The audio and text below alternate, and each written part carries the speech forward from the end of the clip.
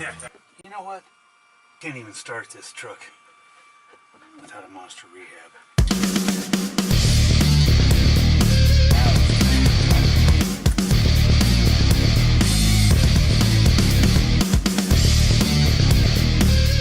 Rock Lane, I'm gonna check out a nice machine that we sold them. It has a freon leak or something. We're gonna fix it and get these guys some ice for the weekend.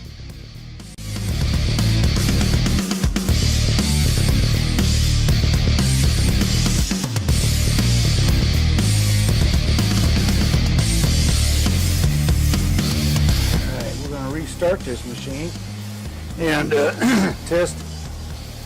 run it through all the tests and see what's going on with it.